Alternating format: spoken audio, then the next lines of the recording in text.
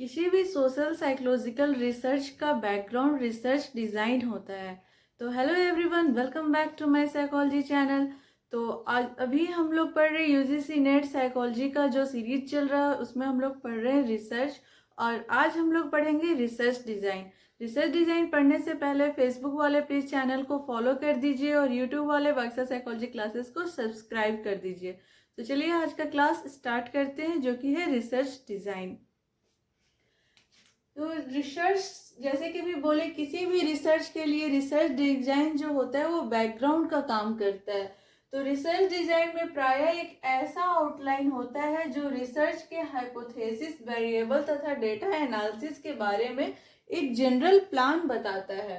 और according to कार्लिंगर, जैसा कि बार बार बताते हैं कि रिसर्च कार्य के लिए कार्लिंगर का जो परिभाषा है वो बहुत ज़्यादा कार्लिंगर ने रिसर्च में शोध किया है।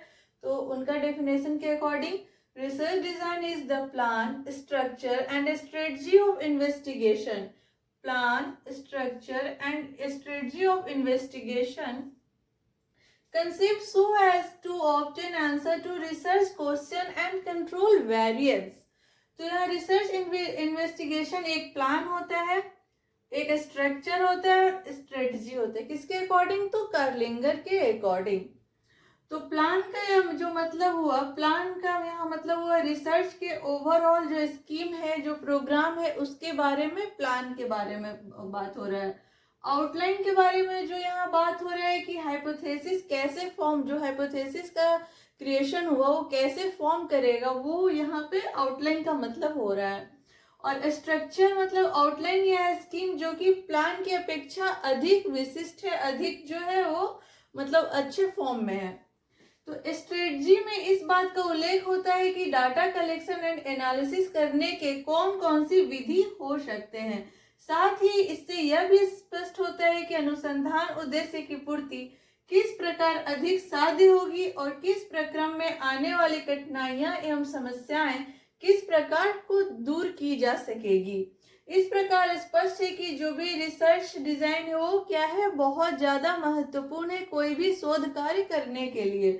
तो अब इसका रिसर्च डिजाइन जो है, अब इसका पर्पस क्या है, इसका क्या उद्देश्य है, किस पर्पस से हम लोग रिसर्च डिजाइन बनाते हैं। तो जो पहला जो रिसर्च डिजाइन का पर्पस है वो है answer the basic research question. कोई भी अगर हम रिसर्च करने जाते हैं, कोई भी शोध कार्य करने जाते हैं, तो हम सबसे पहले एक क्वेश्चन तैयार करते हैं, एक टाइटल बनाते हैं, एक प्रॉब्लम बनाते हैं। तो उसका ही ये प्रॉब्लम को सॉल्व करता है, कौन करता है? तो रिसर्च डिजाइन सॉल्व करता है। दूसरा, research design as a measure of variance control.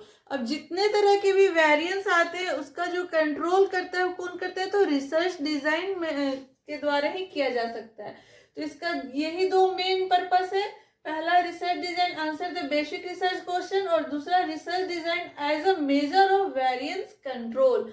तो जैसे कि आप देखें कि रिसर्च डिजाइन जो है वो कोई भी रिसर्च के लिए, कोई भी शोध कार्य के लिए बहुत ज्यादा महत्वपूर्ण है। तो आप इसको पढ़िए और समझिए, ये एक बहुत इंपॉर्टेंट टॉपिक है रिसर्च के लिए। तो ऐसे ही आप लोग चैनल पे बने रहिए। कल हम लोग कोरिलेशनल डिजाइन पढ़ेंगे और फिर इसके साथ हमारा रिसर्च जो चैप्टर है वो कंप्लीट हो जाएगा। जो फर्स्ट है वो हम लोग पढ़े इमर्जेंस ऑफ साइकोलॉजी, और जो सेकंड है अभी जो चल रहा है, कल इसका लास्ट क्लास है रिसर्च, और जो थर्ड आएगा वो आएगा हम लोग नर्वस सिस्टम पढ़ेंगे, ह्यूमन बिहेवियर जो है वो पढ़ेंगे।